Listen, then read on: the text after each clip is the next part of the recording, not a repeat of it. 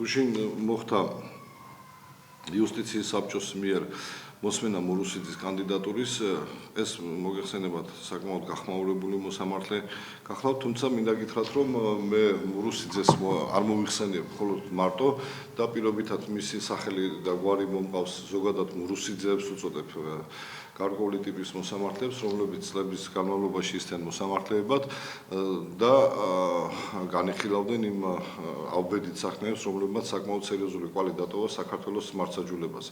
საქმე იმაში გახლავთ, ვინც კარგად არ იცის, მინდა შევახსენოთ, რომ 2004 წელს, როდესაც ნაციონალური მოძრაობა მოვიდა ხელისუფლებაში, ფაქტიურად ან აიძულეს, ან თავად მოსამართლებმა დაწერეს ღირსეულმა მოსამართლებმა განცხადებები და მინდა გითხრათ, რომ 2-3 და დაუშვათ 5 ადამიანის და სამწუხაროდ განსაკუთრებით ეს სამართალს ეხებოდა სისტემაში დარჩენ ისეთი მოსამართლეები, რომლებიც აღმასრულებელი ხელისუფლების ბრძანების უსიტყვო შემსრულებლები შეიქმნენ. უფრო მეტიც ვისად განვითარდა შემდეგ მოვლენები, რომ აღმასრულებელი ხელისუფლება არც კი რეკავდა და განცხადებასაც, ანუ რაიმე დავალებასაც კი არ აკეთებდნენ, ისინი თავად იღებდნენ ამ გადაწყვეტილებებს, იმ ცუდ გადაწყვეტილებებს, რომლებზეც ვსაუბრობთ. ეხლა რაც შეეხება უშუალოდ მურუსიძის კანდიდატურას, თამამად შეიძლება ითქვას, რომ მამკაც არათუ მოსამართლეობასთან არ აქვს რაიმე კავშირი, არათუ კანონთან არ აქვს რაიმე კავშირი, ნამუსთან და სინდისთან რო არ აქვს კავშირი, ეს გასაგებია და ვხედავთ და მის ინტელექტუალურ დონეს უყურებს მთელი საქართველო.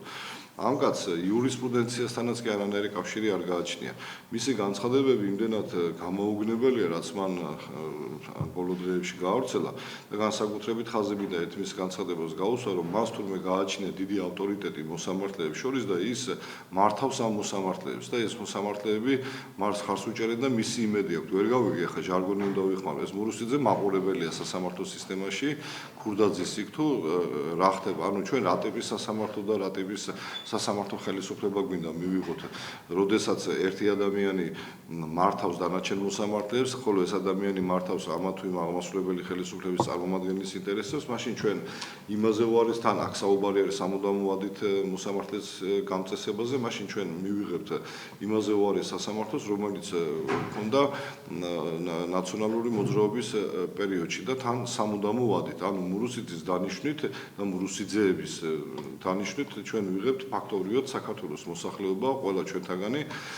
სამუდამო ვადით ისეთ ადამიანებს, რომლებიც ვერასდროს და არასდროს არ გვაპოვინებდნენ სიმართლეს სასამართლოში. იქ გაკეთა ერთი განცხადება გვირგვინიანის საქმესთან დაკავშირებით, სხვათა შორის შალვა რამიშვილთან სტუდიაში სტუმრობის დროს მურუსიძემ თქვა ესეთი რამ, რომ დამისვით ერთი ადამიანი იურისტი, აი დაუშვათ მე შალვა რამიშვილმა უთხრა თქვათ, ეს ადამიანი შეიძლება იყოს თქვა ზაქრო ხუცნაშვილი, არა მარტო ზაქრო კურსელია ჩემი დიდპატივისცემ, კარგი იურისტია, არა მარტო ზაქრო, უამრავი იურისტები დაუჯდებით მურუსიძეს და დაუმტკიცებთ, რომ მას კიდე ერთხელ ვიმეორებ, არათუ მოსამართლეობაზე და ესეთ წოდებაზე უნდა გააჩნდეს პრეტენზია, საერთოდ არ უნდა გააჩნდეს პრეტენზია იურისტობაზე. მან გააკეთა ესეთი განცხადება, რა უნდა მერქნა მე გვირგვინიანის საქმესთან დაკავშირებით, როდესაც მე კანონი არ მაძლევდა სხვა არაფრის გაკეთების შესაძლებლობას. ნუ რას უკაცრავთ, მაშინდელი სისხლის სამართლის პროცესი ითვალისწინებდა იმ გარემოებას, რომ მას შეეძლო თუ საქმეში აღმოაჩენა გარკვეულ ხარვეზებს, ეს საქმე განსახილველად დაებრუნებინა სააპელაციო სასამართლოსთვის. ანუ წარმოგიდგენთ რამხელა მექანიზმი, უფრო მეტიც მას შეეძლო გამოიტანა კერძო დადგენილება და ამას მაშინდელი სისხლის სამართლის პროცესი ითვალისწინებდა და მიემართა პროკურატურისთვის, რომ გაეტარებინათ გარკვეული ღონისძიებანი საქმეში მონაწილე იმ პირების მიმართ, ვინც კანონი დაარღვიეს. მურუსიძემ გარდა ამისა არ მიცა შესაძლებლობა ირინე ენუქიძეს, რომ გაცნობოდა სისხლის სამართლის საქმეში არსებულ მტკიცებულებებს და ეს სხვათა შორის სტრასბურგის სასამართლომ აღნიშნა. ანუ გამოდის მურუსიძის თქვენ გახსოვთ ყველათ, რომ ფაქტობრივად სააკაშვილის ხელისუფლება შეირყა მაშინ, როდესაც გვირგვინიანის საქმეზე იქნა ასეთი განაჩენი გამოტანილი, ანუ ჯერ დაიმალა ეს ფაქტი და შემდეგ ასეთი ტიპის განაჩენი იქნა გამოტანილი. ეს იყო მთავარი, ასე ვთქვათ, წერტილი, რაზეც დაიწყო მაშინდელი ძლიერი ოპოზიციური მოძრაობა. მე მოვუწოდებ დღევანდელ ხელისუფლებას მეორეჯერ, ნუ მოვკლავთ გვირგვინიანს. მეორეჯერ ნუ ვაწამებთ სულხან მოლაშვილს. ეს კაცი იყო სულხან მოლაშვილის მოსამართლე, ეს კაცი იყო გვირგვინიანის მოსამართლე. ეხლა განცხადება იმასთან დაკავშირებით, რომ მას ხარს უჭერს მოსამართლეთა დიდი კორპუსი, მოსამართლეთა ის კორპუსი უჭერს მხარს მურუსიძეს, რომლებიც პირობითი მურუსიძეები იყვნენ და მათაც გამოტანილი აქვთ მსგავსი უკანონო განაჩენები. ანუ აქ არის საუბარი იმ დანაშაულის თანამონაწილეობაზე და ხელის დაფარებაზე იმ თანამონაწილეებზე, რომლებიც კოლექტიური მურუსიძეები არიან და ბუნებრივია ესენი ებღაუჭებიან თავიანთ კავს, იმიტომ რომ მათ იციან რომ არ გაჩერდებიან ის ადამიანები, რომლებიც უკანონოდ იქნენ გასამართლებული, ამას მოყვება უზარმაზარი პროტესტი. იუსტიციის საბჭოში არიან ღირსეული ადამიანები, რამდენიმეზე მაქვს იქ მე საუბარი, ყველაზე არა მაქვს სამწუხაროდ ამის გაკეთების ამ განცხადების გაკეთების საშუალება და მე მოუწოდებ, ნურც კი გაიფიქრებენ. ხელიც კი არ წაუცდეთ, რომ მურუსიძეს ხმა მისცენ. ეს იქნება მათი კარიერის დასასრული. ამას მოყვება იმდენად დიდი პროტესტი საქართველოში. წარმოდგენაც კი არ აქვთ მათი გვარები ისტორიაში შევა როგორც ქვეყნის მოღალატეების გვარები. იუსტიციის საბჭოს წევრებს მოუწოდებ. ადვოკატთა ასოციაცია მარტო კი არა. იმნაირი მდგომარეობა მოხდება პროცესებს ვერ ჩაატარებს. საქართველოს სასამართლო სისტემას გავაჩერებთ. იმიტომ რომ ამ ადამიანის დანიშვნა, ვისაც ხელები აქვს სისხლში გასრული გვირგვლიანის უშუალოდ გვირგვლიანის სისხლში ირინა ენუქიძის გარდაცვალებაში აქვს ამ ადამიანს მონაწილეობა მიღებული, იმიტომ რომ ეს ადამიანი მიიყვანეს იმ მდგომარეობამდე, რომ შემდეგ საავადმყოფოში გარდაიცვალა. ამას ჩვენ არ დაუშვათ, ამისთვის ჩვენ არ გვიბრძოლია. და ამისთვის სისხლი არ დაგვიყურია და ჩვენ ბევრმა მათგანმა, მათ შორის ჩემი ოჯახის წევრებმაც, სისხლი უღარეთ იმისთვის, რომ ძველი რეჟიმი მოგვეშორებინა და იმისთვის, რომ მურუსიძეების ნაირები სახში წასულიყვნენ. ამიტომ მოუწოდებ საბჭოს წევრებს, იქ არიან გარკვეული გადათამაშებები ხდება, იქ ზარების და დარეკვები ხდება და 1000 მახინაციებს აქ ადგილ. ყველაფერი ვიცით. ამას გამოვიტანთ საჯაროდ ყველაფერს და ამ საჯაროდ ამ ინფორმაციის გამოტანას მოყვება შემდეგ შესაბამისი რეაგირებაც. არა მარტო ადვოკატების მხრიდან, მთელი საზოგადოება ფეხზე დადგება. ეს გაითვალისწინოს ხელისუფლებამ. ჩვენ გვჭირდება სამართლიანი სასამართლო და არ გვჭირდება ვიღაცის ჭკუაზე, ვინც არ უნდა იყოს ის, იმ ვიღაცის ჭკუაზე და ვიღაცის ჭკუის და პოლიტიკის გამტარებელი სასამართლო და ამ შემთხვევაში კიდევ ერთხელ ვამბობ, თავად მურუსიძე როშავს, ვინმე გააფრთხილოს მაინც რებს ლაპარაკობს, რომ ის არის თურმე ფლაგმანი და მედროშე და თურმე მოსამართლეები მას ემორჩილებიან. თქვენ წარმოგიდგენთ რა განცხადება გააკეთა? მოსამართლეები უნდა ემორჩილებოდნენ მურუსიძეს კი არა, მოსამართლეები უნდა ემორჩილებოდნენ კანონს. კანონის ზევით მოსამართლის შემდეგ კანონის ზევით არის ღმერთი. შესაბამისად, ისიც გაუგებარია, რომელიღაც მერიის რაღაც სამსახურში მუშაობს ადამიანი, რომელსაც იმაზე მეტი ხელფასი აქვს, ვიდრე მოსამართლეს. მსოფლიოს ნორმალურ ყველა ცივილიზებულ სახელმწიფოში $1 €1 მეტი ხელფასი აქვს ნებისმიერ მოსამართლეს, ვიდრე ვთქვათ იმ ქვეყნის პირველ პირს პრეზიდენტი იქნება თუ ის პრემიერ-მინისტრი. რატო კეთდება ეს? ამითი ხაზი ესმება იმ გარემოებას, რომ მოსამართლე ყველაზე მაღალი წოდება და თანამდებობაა იმ სახელმწიფოში, იმიტომ რომ ეს არის კუნძული მსოფლიო ცივილიზებული სამყაროს შეთავსება, რომ ეს არის კუნძული, სადაც ჩვენ უნდა მივიდეთ და ვიპოვოთ სიმართლე. მიუხედავად იმისა, მეფე იქნები, პრემიერი იქნები, გლეხი იქნები, მუშა იქნები თუ ასე შემდეგ. აი ამ სისტემის წართმევაზე არის დღეს საუბარი და ჩვენ ამას ვერანაირად ვერ დაუშვებთ და არ დაუშვებთ. წარმოუდგენელია. კიდევ ერთხელ ვამბობ, ჩვენ ვიცით ყველა ის ზარები, ვისგანაც ხორციელდება, რა ზეწოლებიც არის თუ როგორ არის ჩართული იუსტიციის საბჭოს წევრები და რა ვითომ შეთქმულებები კეთდება, მაგრამ არც კი გაიფიქრონ. იმდენად დიდ უბედურებაში გაყოფილ თავს, აი ამის გაანალიზებაც კი შეიძლება გაუჭირდეთ ახლა, იმიტომ რომ ჩვენ ვინც ამ ყველაფრის წინააღმდეგ და სამართლიანობისთვის ვიბრძვით, ჩვენს გვაქვს გარკვეული ბერკეტები, მექანიზმები, ეს მინდა არ ჩაითვალოს ზეწოლად იუსტიციის საბჭოს წევრებზე და ჩვენ ისინი აბსოლუტურად შეუზღუდავი არიან თავიანთ გადაწყვეტილებაში, მაგრამ თუ მიიღებენ უკანონო გადაწყვეტილებას მაშინ ამას მოყვება შესაბამისი რეაგირება. და ამ განცხადების გაკეთების საფუძველს იძლევა ის გარემოება, რომ როდესაც მურუსიძის მოსმენა ხდებოდა, არც ერთ იუსტიციის საბჭოს წევრს კითხვაც კი არ დაუსვავს მურუსიძისთვის, შენ როგორ აკეთებ განცხადებას, რომ შენ არაფრის გაკეთება არ შეგეძლო გვირგვლიანის საქმეში. ავიღოთ მაშინდელი სისხლის სამართლის პროცესი, რომელიც უამრავ მექანიზმებს შეიცავდა. იგივე კიდევ ერთხელ გეუბნებით, კერძო დადგენილების გამოტანა და კერძო დადგენილებას თავი რო დავანებოთ, მას საქმის უკან დაბრუნება შეეძლო და არაერთხელ შეეძლო ამ საქმის უკან დაბრუნება. ამიტომ ეს აბსოლუტურად მიუღებელი საკითხი არის ჩვენთვის და ჩვენ ამაზე გვექნება საკმაოდ მწვავე არათუ რეაქცია, ამას შეიძლება მინდა გითხრათ საკმაოდ სერიოზული უმართავი პროცესები გამოიწვიოს ქვეყანაში. გვირგვლიანის გვახსოვს ყველა ამის მონაწილეები ვიყავით, რა რეაქცია მოყვა მაშინ და ჩვენ გამოდის რომ იგივე გვირგვლიანს ირინა ენუქიძეს დღეს თავიდან და მინდა ასევე გითხრათ რომ გამოდის რომ ამ გადაწყვეტილებით სულხან მონაშვილს თავიდან ვაწამებთ. რასაც არ დაუშვებთ, წარმოუდგენელი მე ბატონი სულხანის ადვოკატი გახდი და ვიცი რა მდგომარეობაში იყო და რა იყო მაშინ და რა არსებობდა ამ სიტუაციასთან დაკავშირებით. ეს არის იმენაირი პიროვნების გაკეთებული განცხადება, მადლობთ ამ კითხვისთვის. დიახ. ეს არის იმდენად პიროვნების გაკეთება, რომელსაც სამართალთან საერთოდ არანაირი კავშირი არ აქვს. იურიდიული ფაკულტეტის მეორე კურსის სტუდენტმაც კი იცის, რომ თუ შენ პატიმარი გიკეთებს განცხადებას, ან თუ შეამჩნია სასამართლო არის ნაწამები. სასამართლო არის მაკონტროლებელი ორგანო. მაშინდელი მოქმედი სისხლის სამართლის პროცესისას და დღეს მოქმედი სისხლის სამართლის პროცესის მიხედვით. ანუ ის აკონტროლებს იმ სამართალდამცავ ორგანოებს და თქვათ თუნდაც არასამართლებრივს იქნება საჯარო სამსახური თუ ასე შემდეგ. მაკონტროლებელი ორგანო არის. თუმცა მაშინ ეს სისხლის სამართლის პროცესს გაცილებით მეტი ინკვიზიციურობა ჰქონდა და გაცილების მეტის გაკეთება შეეძლო. და კიდეც რო არ შეძლებოდა ეროვნული კანონმდებლობით უფლება მოსამართლეს განეხორციელებინა ესა თუ ის ქმედება, არსებობს ადამიანის უფლებათა ევროპული კონვენცია, სადაც არის მესამე მუხლი წამება და არაადამიანური მოპყრობა და როდესაც შენ ხედავ რომ შენს კანონმდებლობაში არის არ არსებობს ასეთი მუხლი, რომელზეც შენ რეაგირება შეგიძლია მოახდინო, პირდაპირ გავალდებულებს ევროკონვენციას ამ შემთხვევაში გააჩნია უპირატესი იურიდიული ძალა.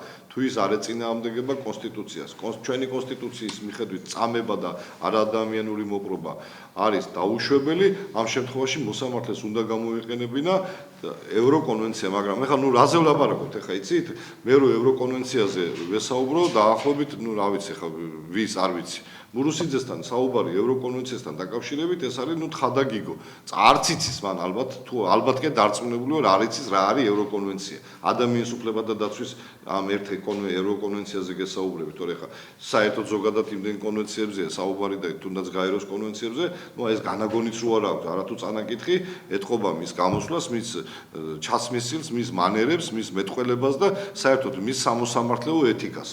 თუნდაც იმ საკითხებს, როდესაც ეს ადამიანი გაოგნებული ვარ, გამოდის და ისეთი სახით ლაპარაკობს და ისეთი სახით აცხადებს იმნაირ სისულელეებს, წარმოუდგენელია მან ადამიანმა, რომელმაც იცის რაზე ლაპარაკობს, ასეთი სახით ისაუბროს ამნაირი სისულელეები. გოეთეს აქვს ერთი შესანიშნავი ნათქვამი, რომელსაც ცნობილი პროფესორი თენგიზ ლულუაშვილი, სამოქალაქო საპროცესო კოდექსის ავტორი, ხშირად იხსენიებდა ხოლმე ლექციებზე და მათ შორის მოსამართლეებთან ლექციებზე, მაგრამ ეთყობა მურუსიძე იქ არ დადიოდა და განაგონიც არ აქვს ეს. გაუნათლებლობა, თავად გაუნათლებლობა უბედურებაა, მაგრამ ამაზე მეტი უბედურება გახლავთ ის, როდესაც ამ გაუნათლებლობას მინიჭებული აქვს ძალაუფლება და იგი მას აქვს მინიჭებული უფლება რომ იმოქმედოს და ეს მოქმედება მოსული არის უკვე ასე ვთქვათ რეალიზაციაში. აი ამ კონკრეტულ განცხადება ფრაზასთან შეიძლება შევადაროთ მურუსიძის ქმედება. ანუ ეს გაუნათლებლობა ხეპრე გაუნათლებლობა, სხვას ვერაფერს ვერ უწოდებ ამას. იმიტომ რომ ამ ადამიანს სამართლებრივი მეტყველებაც კი არ შეუძლია. იურისტი სხვანაირად მეტყველებს, სხვა ტერმინოლოგიით მეტყველებს და ეს არის სასამართლო პროცესებს, იგივე მოსამართლის განცხადებებს, ადვოკატის განცხადებებს, იურისტებს აქვს თავისი ენა. ამ ადამიანს ამენით მეტყველებაც კი არ შეუძლია. ის აცხადებს, რომ მე რა უნდა გამეკეთებინა თუ ნაწამები იყოს სულხან მონაშვილი. რა უნდა გაგეკეთებინა და უნდა გადმოგეღო ევროკონვენციის მესამე მუხლი, რომელსაც უპირატესი ძალა გააჩნია შენს სისხლის სამართლის კანონთან დაკავშირებით. შემდეგ აცხადებს ყველაზე გამაოგნებელ უბედურებას და ამბობს, რომ იცით რა, მე მაშინ მუშაობდი იმ კანონებით, რა კანონებიც მედო. თუმცა იმ კანონებითაც რო არ მუშაობდა, ამის მტკიცებულება ეხლა წარმოგიდგინეთ, ანუ დაარღვი ატყუებს ფართო საზოგადოებას. ეხლა კაცი რომელიც სამუდამო ვადით უნდა დაინიშნოს, ატყუებს ეხლაც კი საზოგადოებას და ამბობს, რა უნდა მექნაო, რა მიშვილს პირდა მომიყვანეთ ერთი ადამიანი, ვინც მე გამამტყუნებს და მე წავალ, საერთოდ ვარ, აგერ მეუბნები. შეეძლო უკან დაებრუნებინა საქმე, შეეძლო გამოეყენებინა ევროკონვენციის მესამე მუხლი და ეს მარტივად საქმის მასალები არ გააცნო. როგორ დაზარალებულს არ გააცნო საქმის მასალები, საწერია ზომენ კანონში წერია. ირინა ენუკიძე დადიოდა, მისი ადვოკატები დადიოდნენ, იხვეწებოდნენ და საქმე მაინც არ გააცნეს. აქედან გამომდინარე, მან კიდე უამრავი გამოუგნებელი განცხადებები გააკეთა, ხა ყველაფრის გახსენებაც კი არ მინდა სიმართლე გითხრათ და მის ახლა ოტე იოსელიანის არ იყოს ნაბჟუტურებზე სიმართლე გითხრათ კომენტარების გაკეთება. მე მურუსიძეს კი არ მიმართავ ახლა და მურუსიძეს წინააღმდეგ კი არ არის ჩემი განცხადება. იუსტიციის საბჭოს მიმართავ. იუსტიციის საბჭოს ვეუბნები, რომ ხმა ამოიღეთ. როგორ შეიძლება მურუსიძე, როდესაც თავის პოზიციებს აყალიბებს, იქ ვითომ პოზიციებს, ჭყალებში პოზიციებს, ჯერ ერთი დააკვირდით რა დარღვევებთან აქვს კავშირი.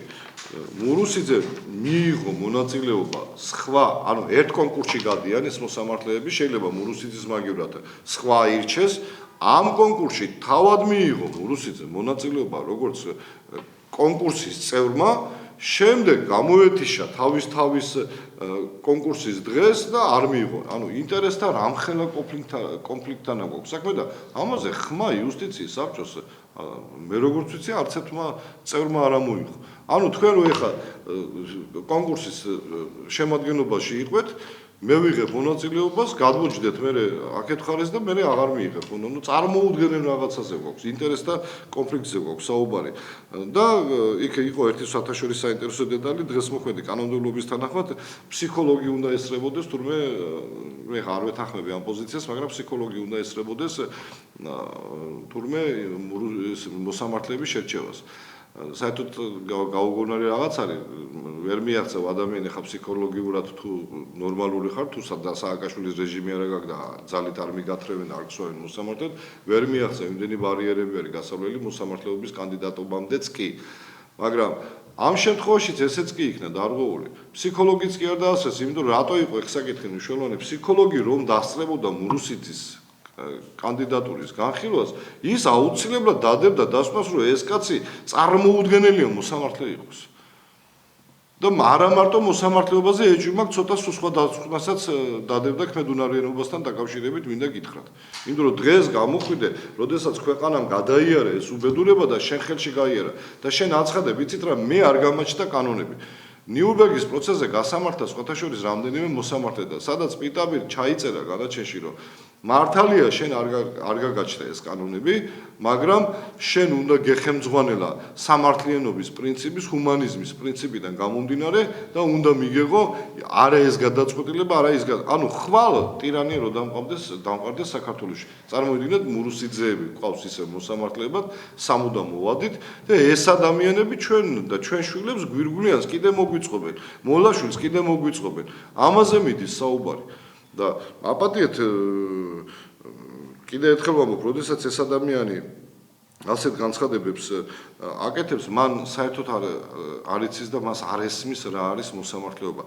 არსებობს ეგეთი პრინციპი, ჯობია გქონდეს ცუდი კანონები, მაგრამ გყავდეს კარგი მოსამართლეები. ზოგადად დაუწერელი კანონი არის და სოფლიო იურისტებში არსებობს ეს ტერმინი. რატო გაჩნდა ეს ტერმინი? იმიტომ რომ არიან სახელმწიფოები, სადაც ყიფე დემოკრატიები არის, ვერ არის ჯერ კანონმდებლობა ისეთ დონეზე მიყვანილი, რომ იყოს აბსოლუტურად იდეალური, მაგრამ ამიტომ გაჩნდა ეს ტერმინი, რომ ჯობია იყოს ცუდი კანონი, სამწუხაროდ, კარგი კი არ არის, მაგრამ იყვნენ ყავდეს კარგი მოსამართლეები, ანუ კანონს მოუძებნონ ისეთი ფორმა და ისეთი გამოსავალი, როდესაც ადამიანის უფლება იქნება დაცული. ჩვენ იგივე ხელისუფლებას ვეუბნები ახლა. მოლაშვილმა ამასინ გააკეთა განცხადება. სტრასბურგის სასამართლომ მიიღო გადაწყვეტილება გამოიძიეთ მოლაშვილის საქმე თავიდან. გვირგვინიანის საქმეზე მიიღო გადაწყვეტილება. ამის შემდეგ გავიდა 3 წელიწადი. რა გახდა ამ საქმეების გამოძიება?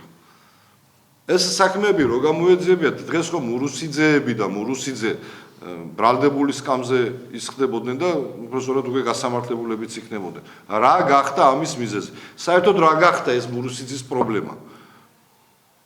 ანუ გამოდის დღეს როგორც ნაციონალური მოძრაობის წინააღმდეგ ვიყავით საზოგადოების უზარმაზარი ნაწილი აქეთ და ვებრძოდით მაშინდელ მურუსიძეებს, იგივე რეჟიმში აღმოჩნდით დღეს ამ მურუსიძესთან დაკავშირებით. ამიტომ მე მოუწოდებ იუსტიციის საბჭოს არ ეგონოს არავის რომ პილატესავით ხელებს დაიბანს. და იტყვიან რომ იცით რა მე აი ხალხმა თქვა ესე არ იქნება. ეს პროცესები ასე არ ჩაივლის და მარტო მურუსიძეზე არ არის აქ სხვათაშორის საუბარი. იქ რამდენიმე ადამიანი არის მოსამართლის კანდიდატად წარდგენილი, წარმოუდგენელია საერთოდ იქ იმათთან შედარებით კიდე მურუსიძე მაღალი დონის იურისტად ითვლება. ეხლა გვარებს აღარ დავასახელებ, აღარ მინდა ეს საზოგადოებისთვის დიდად ცნობილი გვარები არ არის და არაფრის თქვენი გვარები ასე ვთქვათ რა. მე შემიძლია განაჩენები მოვიტანო ამ მოსამართლეების, ვერც კი დაიჯერებთ იმერს თემებზე არის საუბარი და ეს ადამიანები დღეს თავის ჭკუით გადადიან სააპელაციო სასამართლოში კონკურსების გარეშე, ეხლა სამუდამო ვადით ინიშნებიან, მე ეს რაღაც გაუგებარი სამთვიანი გამოსაცდელი ვადა. ამიტომ აქ დიდი პრობლემაა ხელისუფლებამ ამ პრობლემაზე უნდა იმჟელოს, თორე დადგა საკითხი საერთოდ რატო უნდა არსებობდეს იუსტიციის საბჭო.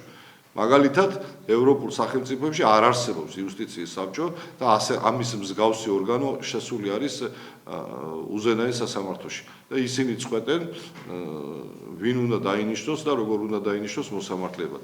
იუსტიციის საბჭო თავის დროზე შევარდნაძის დროს შეიქმნა, ამის ინიციატორი სააკაშვილი გამოდიოდა.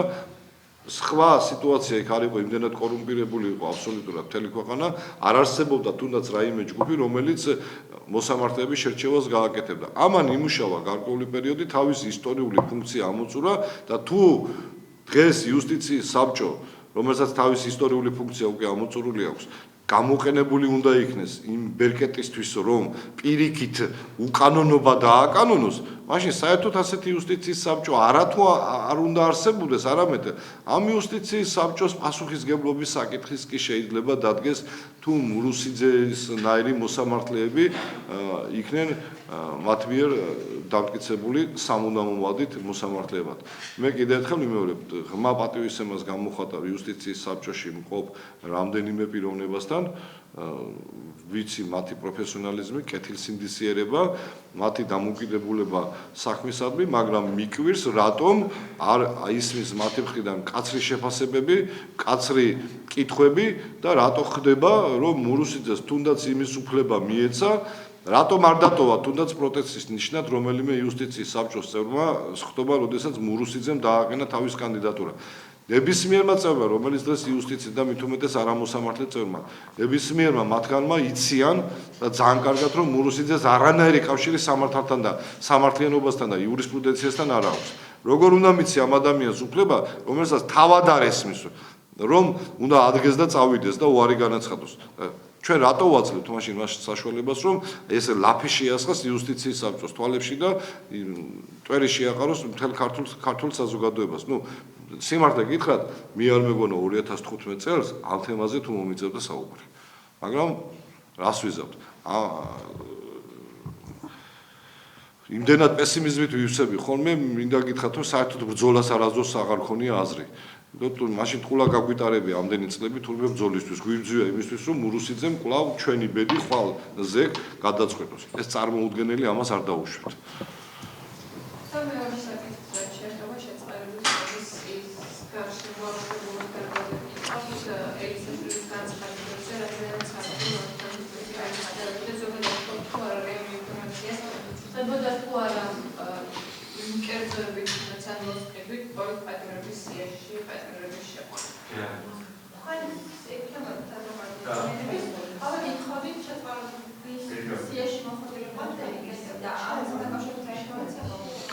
საერთოდ შეწყალების კომისია სამწუხაროდ ამაზე ბოლო დღეებში არავინ არ საუბრობს, გადატანილი აქცენტი ელისაშვილზე, იმაზე, ამაზე, კიდე იქ რაღაც სკანდალები, მანდალები, რაღაც აგორებულია. მე ამასთან დაკავშირებით ვიტყვი ორ ჭრილში უყურებ ამ საკითხს. პირველი ჭრილი არის ის, რომ ცუდი ელისაშვილმა როცა ეს განცხადება გააკეთა წელიწადნახევრის შემდეგ, მაგრამ კარგია რომ გააკეთა ეს განცხადება, კარგია რომ გამოძიებამ ამაზე რეაგირება მოახდინა და იკითხებიან ადამიანები და მიმდინარეობს საგამოძიებო მოქმედებები.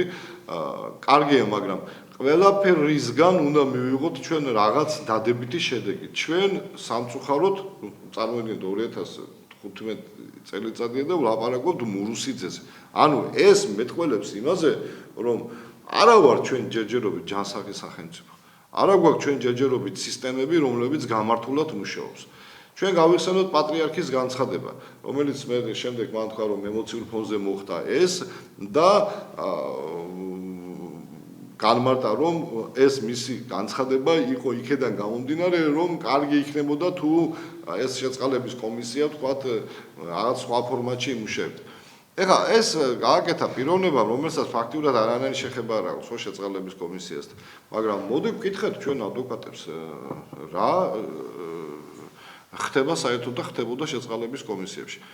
სააკაშვილის შევარდაძის შეწყალების კომისიებიდან დავიწყოთ თუნდაც იქაც შევარდაძე სხვათა შორის ყველაზე ნაკლებად იყენებდა ამ შეწყალების მექანიზმს, იმიტომ რომ მაშინდელი სისხლის სამართლის პროცესი უფრო ასე ვთქვათ იყო ქმედითი იმ კუთხით, რომ თუ ადამიანი უდანაშაულო იყო, მას შეეძლო რაღაცა მექანიზმებით თავი ემართლებინა, არსებობდა უდოს ეგრეთ წოდებულ პირობით ვადაზე გათავისუფლების კომისიები, ასე შემდეგ რაღაც ექსპერტიზები ჯანმრთელობასთან დაკავშირებით, სასამართლო იმ პერიოდში გაცილებით ასე ვთქვათ წნეხისგან იყო გათავისუფლებული, მაგრამ როდესაც სააკაშვილის ხელისუფლება მოვიდა, ამის მერე გახდა ალბათ თქვენ მეგობრებში, მეზობლებში, ნათესაებში მაინც გეყოლებათ ერთი ადამიანი მაინც, რომლებსაც შეხება არ ქონოდეს ამ შეწყალების კომისიასთან. ანუ სააკაშვილის პერიოდში ეს იქნა კორუფციის საკმაოდ სერიოზულ წყაროდ. იქ მიდიოდა საუბრები ბევრ ჩემ კლიენტთან დაკავშირებითაც, უზარმაზარ თანხებთან. შემდეგ მიდიოდა მუშაობა, ეს ადვოკატი ვერ აწყობს საქმეს იმ შეწყალების კომისიაში და მიდიოდნენ მე ვიღაც სხვა პირებთან, რომლებიც აწყობდნენ ამ საქმეებს და მართლაც შეხედავდი, აგერ 10 ჯერ რო ქონდა შეტანილი განცხადება და რეაგირება არ მოყოლი ამას, შეხედავდი ესეთი ადამიანი შეწყალებული იყო, ქუჩაში იყო, თქვათ 1-2 თვის მერე, ანუ ვიღაცასთან რაღაც მოაგვარეს. მაგრამ რატომღაც სააკაშვილის პერიოდში არსებობდა შეწყალების კომისია და შეწყალების კომისიის წევრები იყვნენ მაშინ. ეხლა მე გამოვრიცხავი ქალბატონი ელენე იყო თედორაძე და სხვათა შორის ერთადერთი ადამიანი იყო, ვინც ამაზე ხმამაღლა ლაპარაკობდა და რატომღაც ისე წყნარად ჩაიარა ამ დღეებში ქალბატონი ელენე თედორაძის განცხადებამ, ყურადღება არავინ არ მიაქცია. მან განაცხადა საკმაოდ საინტერესო რამ, რომ სააკაშვილის დროს საქმე ჰქონდა შეწყალების 2 სიასთან. ანუ კომისია განიხილავდა დაუშვათ 20 ადამიანის სიას, ამ 20 ადამიანიდან რეკომენდაციას პრეზიდენტთან გაუწევდა 5 ადამიანს, მაგრამ როდესაც ეს აქტი შედიოდა, ანუ კომისიის გადაწყვეტილება შედიოდა პრეზიდენტთან ხელმოსაწერად, პრეზიდენტიდან გამოდიოდა 35 კაცის სია. ანუ იქ ემატებოდა, ვინ ემატებდა ამას, ვინ იხილავდა ამას, რა ხდებოდა, რა კორუფციული გარიგებებია. ანუ კომისიაზე არც გადიოდა. და ეს ელენე თედორაძემ გუშინ წინ გააკეთა ამაზე განცხადება, ყურადღება არავინ არ მიაქცია. რატო არ მიაქცია ყურადღება? საინტერესოა. საერთოდ რა ხდება? რატო დაიწყო ეს სკანდალი? კიდევ ერთხელ ვიმეორებ, ნუ ვინმე ვიღაცა მელისაშვილი იყო თუ ეს განცხადება გააკეთა, მესიჯი მაქვს, არა მაქვს მესიჯი, ასე შემდეგ. ეს მეორე თემა არა. მე არც ელისაშვილზე ვლაპარაკობ ეხლა და არც კონკრეტულ არავის გვარს არ ვასახელებ, მაგრამ მე პირადად გონია, რომ ეს არის მართვადი პროცესი. მოგეხსენება თქვენ იქ რამდენიმე დღის წინ მოსამართლის წინამდე გაკეთა განცხადება, რომ მოსამართლემ ქრთამი აიღო და იურა ვაზაგაშვილის შვილის ჩაცხრილის საქმეში რაღაც გამოიტანა უკანონო გადაწყვეტილება და ამის გამო მან ქრთამი აიღო. ამას მოყვა შემდეგ შეწყალების კომისია არის ესეთი, ანუ რა სურათი იხატება დააგვირდით. სააკაშვილის პერიოდში ხელისუფლება აღმასრულებელი სასამართლო იყო აბსოლუტურად პატიოსანი, კანონიერად ასამართლებდნენ ამ ხალხს, კანონიერად ცხრილავდნენ ამ ხალხს ქუჩებში, ხოლო დღეს მოვიდა ხელისუფლება, რომელიც არის აბსოლუტურად კორუმპირებული, იღებს ქრთამებს ამ საქმეებში და ამ ხალხს ზოგს პოლიტპატიონების სიაში სვავს, ზოგს შეწყალების სიაში სვავს. ეს არის მიზანმიმართული. წავეკითხოთ ჯინ შარფი, არსებობს ეგეთი ავტორი ამერიკელი, რომელიც ნაწარმოებსაც ფაქტიურად დაარქვეს ატომური ბომბი, რომელიც ასე ვთქვათ გასროლის გარეშე გამოიყენება. ეს არის ძალიან ესეთი ბროშურა არის, რომელიც გამოყენებული იქნა ვარდების რევოლუციის დროს შევარდნაძის ხელისუფლების წინააღმდეგ, ანუ ამ წიგნში მოყვანილია ის მეთოდიკა და ტაქტიკები, როგორ უნდა დაამხო და შეცვალო ესა თუ ის ხელისუფლება. აქ საუბარი არის, დღეს შენ ერთ უწყებას გალანძღავ და მას გაასწორებ მიწასთან და მის ავტორიტეტს დაკარგავ საზოგადოებაში. მერე მეორე უწყებას, მესამე უწყებას ჯამში ქმნი იმნაირ ქაოსს, რომ ხელისუფლება იძულებული იქნება, მერე ამაში გინდა არ გინდა ჩართული არიან ჟურნალისტები, ადვოკატები, საზოგადო მოღვაწეები და იმნაირი სურათი იქმნება, რომ აღარ გჭირდება შენთვის არასასურველი ხელისუფალის იარაღით დაჯანყებით გადატრიალება.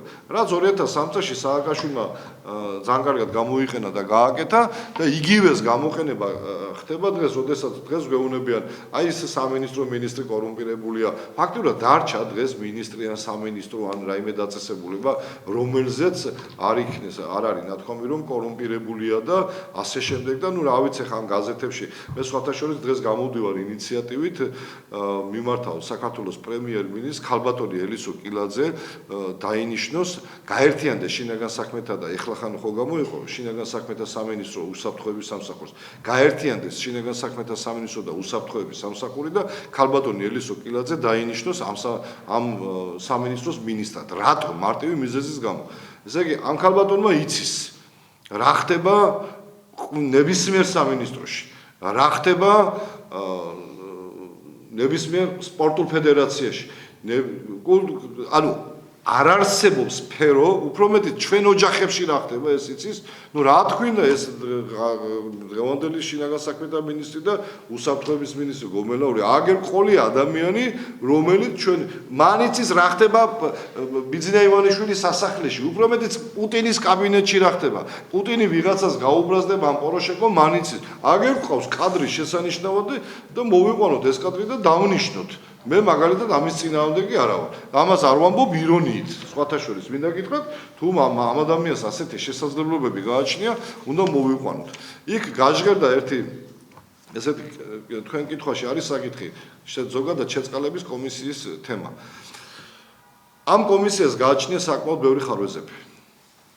პირველად ამას არეგულირებდა პრეზიდენტის მიერ მიღებული დებულება, რომელიც სააკაშვილმა მიიღო და წასვლის წინ სამჯერ შეცვალა ეს დებულება და იქ უამრავი ადამიანები შეიწყალა. მეორე მარგველაშვილმა შეცვალა ეს დებულება და იქ არის დათქმები, არის ზოგან არის პირდაპირ წერია, განაჩენი, როდესაც გამოდის. განაჩენში წერია, თქვენ ხვალიდანვე შეგიძლიათ, ანუ დაუყოვნებლივ შეგიძლიათ მიმართოთ შეწყალების კომისიაში. შეწყალების კომისიაში მიდიხარ და შეწყალების კომისია გეუბნება, რომ იცით რა, თქვენ ნახევარი უნდა გქონდეთ მოხდილი იმისთვის, რომ მე შეგიწყალოთ. რატო ვაკეთებთ ამას? მე მინახი ადამიანები და თქვენს გეყოლებათ ადამიანები ნანახი, რომლებსაც თქვა 10 წელიწადი აქვს, მიჟილი 2 წელიწადი მოიხადა და იმდენად მოხდა სასჯელმა თავისი როლი ითამაშა, ანუ რესოციალიზაცია მოხდა ამ ადამიანის, რომ მისი ამ 2 წლის მოხდილი სასჯელი უკვე საკმარისია იმისთვის, რომ შეიწყალო ეს ადამიანი. არავისთვის დაფარული არ არის ნებისმიერი იურისტი დღეს საქართველოში გეტყვით თქვენ, რომ სამწუხაროდ დღევანდელ საქართველოში სასჯელი თავის მიზანს ვერ აღწევს, ვერ სრულდება, ანუ ქმედუნარიანი არ არის. ის თუ ვიღაც გამოსწორდა და რესოციალიზაცია მოხდა, ეს არის თავად იმ პიროვნების ლოცვაში არის, ასე შემდეგ და ასე შემდეგ. და რატო ვკეტავთ ამ სიტუაციას და ვამბობთ, გინდა თუ არა ნახევარი უნდა გქონდეს მოხდილი. გინდა თუ არა. ეხლა დავაკვირდეთ ჩვენ მდგომარეობას, რომელიც შეიქმნა. ძალიან მარტივი სქემა არის. მოჯადოებული წრე, უძახით ჩვენ იურისტები ამას. ანუ პიროვნება, რომელიც გასამართლებული იქნა ნაციონალური მოძრაობის დროს და გადახედავს საქმეს, რამდენიმე კვალიფიციური იურის მეცნიერთან ერთად გადახედავს საქმეს, მაგალითად მე მაქვს ვიცნობ ერთ საქმეს, ბატონი გოჩა ნაზღაიძე არის დაპატიმრებული, სამუდამო პატიმრობა აქვს ამ ადამიანს მიჟილი, პოლიციის მაღალჩინოსანი, საკმაოდ სერიოზული პიროვნება, გასამართლებული იქნა ნაციონალური მოძრაობის დროს და ამ მის გასამართლებაში აბსოლუტურად დიდი როლი ითამაშა ადეიშვილმა, მისი პირადი ინტერესები იყო აქ. ამ საქმეზე ჩვენ შემდგომში გვექნება უფრო დეტალური საუბარი. იცით განაჩენი რაზე არის დამყარებული? ოდოროლოგიური ექსპერტიზის დასკვნაზე. აი ძაღლი რომ მიდის და შეიძლება დამნაშავეს კი არა და გვერდით ძეხვისუნი რო იგრძნოს იმ ძეხვისუნისკენ რო გაიქცევა. ოდოროლოგიური ექსპერტიზის დასკვის საფუძველზე პრიზა აქვს მუდმივი პატიმრობა მისჯილი. ესე იგი მსგავსი რამ დედამიწის ზურგზე არ ხდება რა. ეს რო ყოფილიყო დნმ-ის დასვლა, ეს დნმ-ის დასვლა კიდე სხვა თემაა და მაგაზეც კიდე უზარმაზარი მუშაობა ჩავატარეთ გარკვეული ჯგუფის იურისტებმა და დღეს რომ მოყვა ამბობენ პოლიცია და პროკურატურა ეს არის უთხარი მტკიცებული, არ არის ეს უთხარი მტკიცებულება და ამაზე მომავალში გვექნება, ეხლა აღარ გავცელდები, დროს აღარ დავკარგავთ. ეხლა რაც შეეხება რა გააკეთოს ამ ადამიანმა. წავა ახლად აღმოჩენილი გარემოებით სააპელაციო სასამართლოში მურუსიძე დახვდა მოსამართლედ. ანუ წარმოებაში არ იღებენ. მიდის შეწყალების კომისიაში ეუბნებიან არა. მიდის უდოს კომისიაში ეუბნებიან არა. ნუ რა უნდა გააკეთო? ამ დროს კაცი არის უდანაშაულო აბსოლუტურად ეს დამტკიცებულია საქმის მასალებით.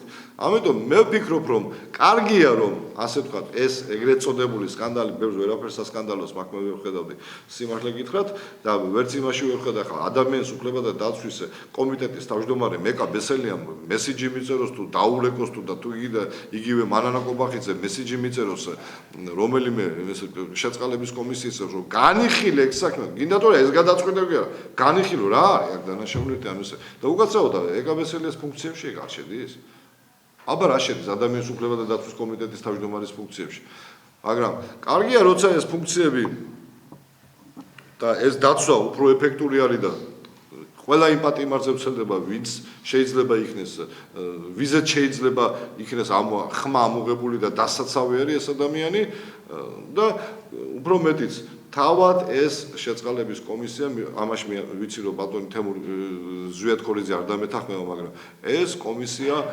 აბსოლუტურად სხვა რელსებზეა გადასაყვანი და სხვა სტილით უნდა თუნდაც მარტო ის უნდა ხდებოდეს რომ ვისი საქმეც იხილება იქ იმ ადვოკატს უნდა შეეძლოს მისვლა და იქ წარდგენა იმ დოკუმენტების აღწერა გადაცემა ან იმ ადამიანის მიწვევა ვისი საქმეც განიხილება შევხედოთ იმ ადამიანს ბევრ ამერიკულ ფილმებში გვინახეთ ახლა მე როგორც იურისტ ვიცი როდესაც შეწყალების საკითხები განიხილება რამდენიმე შტატში საკმაოდ საინტერესო პრაქტიკა პირადად მოყავთ ის პატიმარი და ესწრებიან და ესაუბრებიან.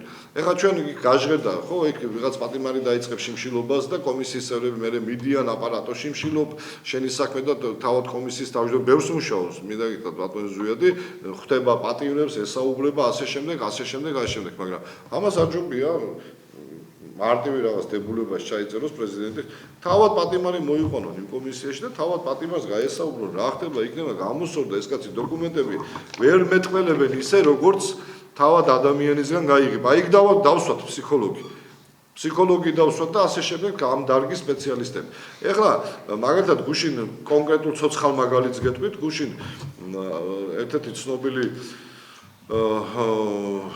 ნარკო დანაშაულზე ანუ 2 წლამდე აქვს პიროვნებას მისჯილი რაიმე სერიოზულ დანაშაულზე არ არის მომხმარებელი იყო პიროვნება დააკავეს ეს პიროვნება და ამ პიროვნებას გარდა იმისა რომ თავის შვილები ყავს ნაშვილები ყავს სხვა адам ბავშვიც ზრდის ამას ეწევა გარკვეულ საქველმოქმედო საქმიანობას და ძალიან ახლოს იცნობდა და გარკვეული ასე ვთქვათ მეგობრული ნათესაური კავშირი აკავშირებდა აი ვერესხეობის ადიდების დროს რომ ორი და დაიღუპა ამ ოჯახს და ამ ოჯახმა თავისი ტრაგედია რო გადაიტანა და რო გაიგო რომ ეს პიროვნება ვისაც პატივცემდნენ იცნობდნენ ეს ადამიანი მათ ოჯახსაც ეხმარებოდა თავის ძროზე გაიგეს რომ ციხეშია და თან ნარკოტიკის მოხმარებისთვის არის ციხეში მოხვედრილი ამ დაღუპული ორი ბავშვის გოგონების დედამ წერილი მიწერა შეწყალების კომისიას რომ მე ესეთი ტრაგედია დამემართაო მაგრამ მიუხედავად ამისა მოგმართავთო რომ ეს ამ პიროვნებასო ძალიან ახლოს ვიცნობთო ვინც და იქნებ აპატიოთო და შეიწყალოთო კომისიის მოდი თქვათ ერთ-ერთი წევრი ხვდება ციხეში პირადად ამ პატიმარს და ეუბნება ჩვენ არ შეგიწყალეთ იმიტომ რომ და ვიზეს უსახელებს ნუ წარმოუდგენელია რა ნუ ეს გუშინ რომ მითხრა თავად ამ პატიმარს და რამდენიმე პატიმარმა გამოთხა ამ საკითხთან დაკავშირებით პროტესტი ანუ ეს კომისიის ეს წევრი ეუბნება ჩვენ არ შეგიწყალეთ იმიტომ რომ ამ ქალბატონმა სპეკულაცია დაიწყო თავისი შვილებით აი აქ ჩემთვის დამთავრდა მაგ კომისიის არსებობა აი აქ წერტილი დაესვა ეს ადამიანი მზად არის თუ ჟურნალისტები მზად ახართ ციხიდან ჩაერთოს და ამასთან დაკავშირებით ინტერვიუც მოგცეს და ამას მოწმეებით წყობ ეს მარტო არ ხდებოდა როდესაც ჩვენ კომისიის წევრი ასე ხარ განწყობილი, დავაკვირდეთ რა ქვია ამ კომისიას შეწყალების, ანუ წყალობის გამღები კომისია. და შენ იმისკენ კი თუ აკვირდებით ამ განცხადებებს, რაც ბოლო დღეებში მიდის, იმისკენ კი არ არის მიმართული, რომ იქნებ ვიღაცის მიმართ წყალობა გავიღოთ. არა, პროკურორები ვისაუბრობენ, რა. ესენი, ესენი, ისეთები რაღაც ჯანდაბად უნდათ, მაშინ ამ ხალხს შეწყალები პროკურატურა, ისედაც არის და პროკურორებმა მოითხოვეს მათთვის საჟელები და მურუსიძეებმა მიუსაჯეს და შენ რაღაც აკეთებ, აბა ეს შეწყალების კომისია. თუ ნახევარი უნდა გქონდეს მოხდილი, მაშინ მე მაგალითად სულ ვფიქრობ, რომ კაკო ბობოხიძის ძმა არ იყო გამოსაშველი, მაგალითად პირადად, მაგრამ მაშინ იმ შემთხვევაში რატო აკეთებ ამას რა, შერჩევითობა აქაც? ანუ ძალიან ბევრი კითხვის ნიშნები არის თავად კომისიაში. აქეთ ამხარეს სიმართლე გითხრათ, ეხა თუ რაიმე ვინმეს გადაცდომა აქვს, მე ვერ გეტყვით, უნდა ჩატარდეს გამოძიება, მაგრამ მოუწოდებ ხელისუფლებას გამოძიება დაიწყოს აუცილებლად. სააკაშვილი სანამ იყო პრეზიდენტი, მაშინ როგორ ხდებოდა შეწყალებები და ელენე თედორაძე დაკითხონ, რომელიც დაუდასტურებს, რომ არსებობდა ორი სიები, კომისიის სიები და სააკაშვილის სიები. აი ამაზე ჩაატარონ გამოძიება და ამაზე თქვა. ეხლა რაც შეეხება პოლიტპატიმრების თემას. ერთ გაზეთში გავსგერდა მე ვიცავდი այդ პიროვნებას იმ პოლიტპატიმრების შეტანილ სიებში ორი ჩემი დაცვის ქვეშ ყოფი პიროვნება გახდათ, ერთი ბატონი მერაბ რატეშვილი და მეორე ბატონი ბესარიონ ხვითელიანი. ნუ ღვთისყალობით რატეშვილის მიმართ კითხვები არ გაუჩნდათ, მაგრამ გაუჩნდათ კითხვები ხვითელიანის მიმართ. ორიოდე სიტყვით მე მინდა ვთქვა, რომ ხვითელიანი გახლავთ ეკონომიური მეცნიერებათა და დიპლომატიური მეცნიერებათა დოქტორი, პროფესორი კაცი გახლავთ, ეწეოდა იგი პოლიტიკურ საქმიანობას, ჩვენ თავის დროზე მივმართეთ ჰელსინკის კომიტეტს, რომელიც შექმნილი იყო ბატონ კახა კუკავას ოფისში, განიხილეს მისი საქმე და მას აგერამ აქვს შეცნობა წამოღებული, მიანიჭეს პოლიტიკური პატიმრის სტატუსი. ნუ ამას უკან მთელი დასკვნა უბრალოდ შეცნობა არის. ამის საფუძველზე ჩვენ ოდესაც შეიქმნა პარლამენტში პოლიტპატიმრების საკითხთა განხილველი კომისია, მივმართეთ, შემდეგ ამ კომისიაზე მე გავედი და ავასაბუთე, რატო შეიძლება ყოფილიყო ხვითელიანი პოლიტიკური პატიმარი, რომელიც მინდა გითხრათ სამართლებრივ სივრცეში დღესაც კი მსოფლიო არა მარტო იურისტებში, პოლიტიკოსებშიც კი ასთა სხვაობას იწვევს, მაგალითად, ვინ არის პოლიტპატიმარი. პოლიტიკოსებს, გამოცდილ სტაჟიან პოლიტიკოსებზე გეუბნებით, ეხლა პოლიტიკოსებს რო უთხრათ, რომ იცით, ეს კაცი პოლიტპატიმარი არა გეტყვის, ეს არ არის პოლიტპატიმარი, ეს სინდისის პატიმარია. რა განსხვავებაა სინდისის პატიმარსა და პოლიტიკურ პატიმარს შორის, ამაშიც კი ასთა სხვადასხვაობა არის.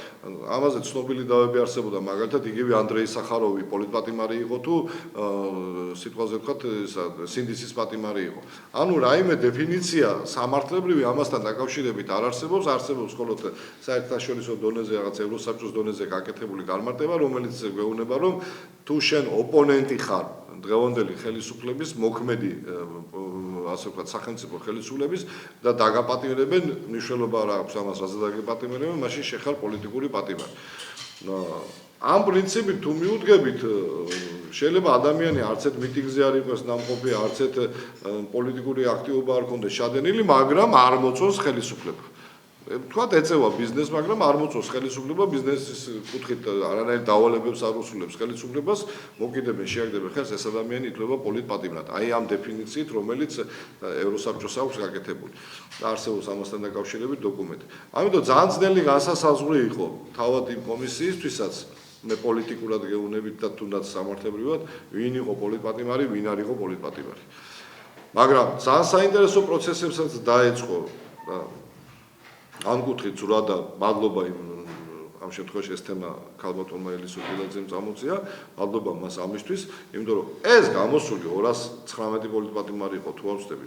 3 წელიწადია თუ 2 წელიწადნახევარია, დადიან და იხვეწებენ ერთმანეთს. გადახედეთ ამ ჩვენ განაჩენებს. ჩვენ ვართ უდანაშაულო, თუ დამნაშავეები ვართ, მაშინ პოლიტიკური პატიმრების სიიდანაც კი ამოგვირას. მე როგორც ვიცი, ხვალ თუ ზეკ ისინი ამ მოთხოვნას უყენებენ ხელისუფლებას, თუ ეს მოთხოვნა არ დაკმაყოფილდება, მაშინ ისინი აპირებენ გამოაცხადონ შიმშილობის აქცია.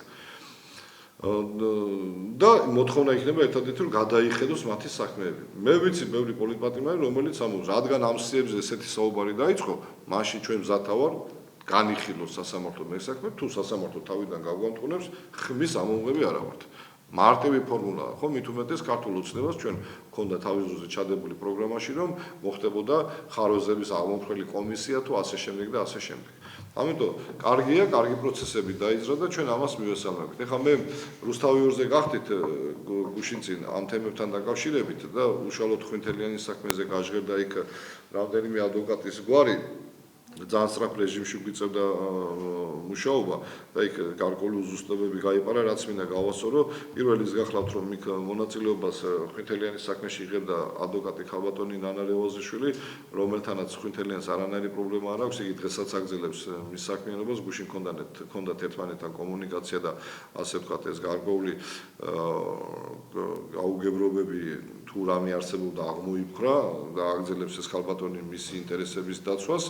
რაც შეეხება კიდე გაჟღერდა ბატონი გიორგი ყავლაშვილის სახელი და გვარი, ჩემს მიერ გიორგი ყავლაშვილი ხვინთელიანის როგორც სასამართლო პროცესის ადვოკატი არ გამოდიოდა, ის ხვდებოდა ხვინთელიანს იმ საკითხებთან დაკავშირებით, რომ შეთანხმებული იყო მასა და კლიენტ შორის გარკვეული პოზიციები, რაზეც ვერ შეთანხმდნენ და შემდეგ ასე ვთქვათ, ეს მათი ურთიერთობა ვერ გაგრძელდა. ამას ვაკეთებ სულთა იმიტომ რომ ისე გამოჩნდა რუსთავიორის იმ გადაცემაში, ჩემი ნათქვამიდან თითქოს ბრალს ვდებდით ამ ადვოკატებს და ამას ასე ვთქვათ, გავმარტავთ, რომ ეს ასე არ იყო. და თუ რაიმე კითხვები გაქვთ ახლა ამ საკითხთან დაკავშირებით, მზად ვარ გაგცეთ პასუხი.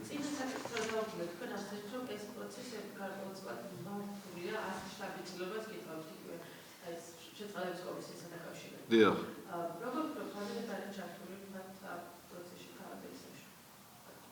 ხო, ეგ კარგი კითხვა, დიდი მადლობა, იმიტომ რომ შეიძლება ადამიანმა ხო, თუ ხო, აქ ძირითად ფიგურანტებად ჩვენ ამ წუთში გვევლინებიან ელისაშვილი, გვევლინება ქალბატონი ელისო კილაძე, ბატონი ზვიად ხორიძე, ძირითადად ეს ადამიანები ჩანან ამ საკითხთან დაკავშირებით, ასე ვთქვათ, ბრალდების კუთხით. მე არ მგონია, რომ ისინი რომელიმე ჩართული იყვნენ ამ პროცესებში, ანუ გამიზნულად, გათვითცნობიერებულად, უბრალოდ მე ვფიქრობ, რომ ეს პროცესი ისე არის წამოწყებული, შეიძლება კი არა დაწუნებული ვარ ამ ადამიანებს გააზრებულიც კი არა აქვთ, განსაკუთრებით ელისაშვილზე მაქვს ახლა საუბარი. ჟურნალისტ რაც შეეხება ჟურნალისტური საქმიანობაა და დიახ, ჟურნალისტის მოვალეობაც ის არის, თუ რაიმე გაიგონა ნახა, ამის შესახებ უნდა გააუცელოს ინფორმაცია, ოღონდ როგორც ევროსასამართლო გეუბნება, უნდა დაცული იქნეს მინიმალური სტანდარტი მაინც, რომ რესპონდენტთან გადაამოწმო ესა თუ საკითხი და ეს პრეტენზია გამოჩნდა და გამოჩნია მე დღეს კილაძესთან, რომ როდესაც ბეჭდავთ ასეთ რამეს და თან რესპონდენტს ანახლოს იცნობდა, თან იცნობს ბავშვობი და ელემენტარულია აიღე ყურმილი და მინიმალური სტანდარტი მაინცო გეუბნება, აი ბოლოს 2014 წლის გადაწყვეტილება არის ევროსასამართლოს ამასთან დაკავშირებით. ამიტომ მე არ მგონია რომ ამ ადამიანებს ეხა ვინმე დაავალა და ესენი ამ დავალებით, მაგრამ ეს პროცესები მე რაც გითხარით, ჯინ შარფის ლიტერატურა რომ იგითითებთ, ეს არ არის რაღაც წასაკითხი და რომანი და რაღაც ესეთი ნაწარმოები, ეს არის კონკრეტული ასე ვთქვათ, სახელმძღვანელო, როდის რანაირად უნდა გააკეთოს, სხვათა შორის იქ ერთი თავი ეძღვნება იმაზე, ამ პროცესებში შეიძლება ისე იქნენ ადამიანები ჩართული, რომ მათ გათვითცნობიერებულიც კი არ აქვთ, რომ ამ პროცესებში და ამის მექანიზმები და ტაქტიკა არის აღწერილი. ამიტომ არ გამოვრიცხავ, რომ ამ შემთხვევაში ელისაშვილი ამ კონკრეტული, ასე ვთქვათ, ტაქტიკის და სტრატეგიული იარაღის მსხვერპლიც კი იყოს. ნახოთ, გამოძიება მიმდინარეობს, ჩვენ პირიქით მოხარული ვართ და მივესალმებით იმისა, რომ თუ გამოჩნდება, რომ ვინმე ამ კორუფციულ გარიგებში არსებობდა ჯერ კი კორუფციული გარიგებები და მეორე ამ კორუფციულ გარიგებებში იღებდა კი ვინმე მონაწილეობას, კი ბატონო. თუმცა ერთი რამ მინდა გითხრათ. ეხლა ამას მე არ გეუბნებით მარტო ჩემ აზრს და სამწუხაროდ ეს აზრი ამ ბოლო დღეებში არ გაჟღერებული. ქრთამის დამტკიცება იურიდიულ მეცნიერებაში და პრაქტიკაში. ეს არის ურთულესი, ყველაზე რთულად გამოსაძიებელი საქმე. ამის მარტივად გამოძიება ხდებოდა ერთადერთი ალბათ გიტლერის დროს და მეორე სააკაშვილის დროს. როდესაც კაცი იყო და 3 წლის წინ მე პეტრეს არსებობდა ერთი ასეთი შემთხვევაც, ერთი პიროვნება, ერთმა პიროვნებამ გააკეთა განცხადება მოსამართლეს ქრთამი მივეციო. და როგორო შეეკითხეს გამოძიება ეკითხება სად მიეცით, როგორ მიეცით, ეს დეტალები უნდა დადგინდეს, ხო? ვინ იყო ამის მოწმე ბატონო ხეზე მივეციო და ხეზე როგორ მივეცითო და რო შევედიო სახში შევაკითხო ბაღდადში ხდება ეს მოსამართლე დღესაც ცოცხალია ბაღდადში ვიზეთ საჩივარი იყო შეტანილი შევედიო ეზოშიო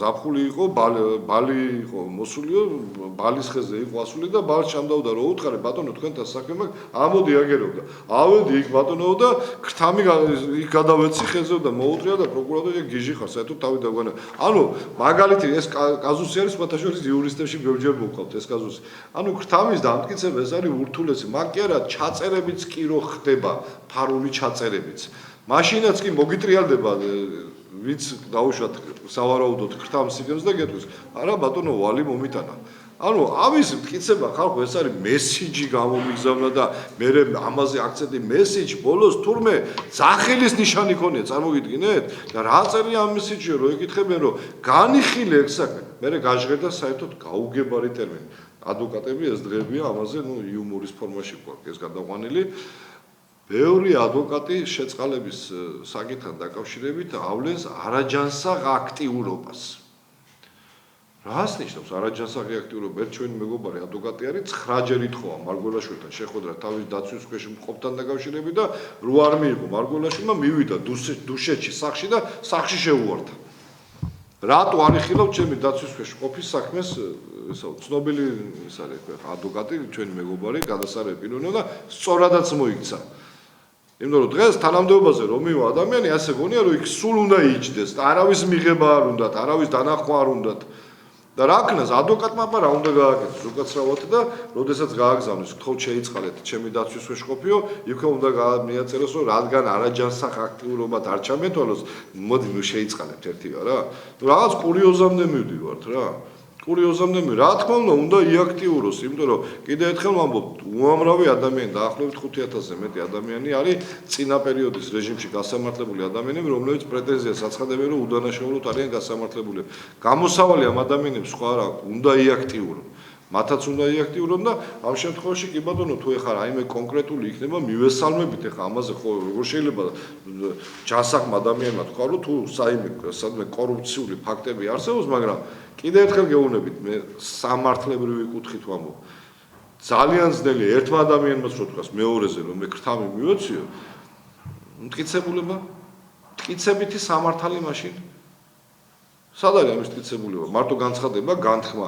თუ ითქვის რომ აგერ ამას დამიდასტურებს ვიღაც და გადმოცემით იცით რა ქვია ამას საკონსტიტუციო სამართლის გადაწყვეტილებით ირიბი ჩვენება რას ნიშნავს საკონსტიტუციოს იგივე გადაწყვეტილებით დაუშვებელი მტკიცებულება ამიტომ აქედან გაჩნდა და ერთი წელიწად ნახევრის მერე გაკეთებულმა განცხადებამ გააჩნდა იქ მერე ტელეფონში მესიჯების არ აღმოჩენა გააჩინა კითხვები ხომ არ არის ეს ვიღაცის მიერ დადგმული ასე ვთქვათ სპექტაკლი და ამაში სამწუხაროდ ხომ არ ამ ბადეში ხომ არ მოხდა გარკვეული ადამიანთა ჯგუფი რომლებიც ჩაერთო ამ ყველაფერში იგივე მიდის საუბრები აუდიო ჩანაწერები იმის ჩანაწერი რა ჩანაწერებიც აგერ არის სისხლის სამართლის პროცესი და ნახოთ როდის ენიჭება ძალა იგივე აუდიო და ვიდეო თუ ასე თუ ჩანაწერებს მასე მტკიცებულებების ძალა რო ენიჭებოდეს ამას ყველაფერს საქართველოს ნახევარზე მეტი ჩამწერებით ივლის მე რა გაიარა ამ დრომ მე მინდა უთხრა პოლიტიკაშიც, ჟურნალისტიკაშიც, ადვოკატურაშიც ჩარჩენ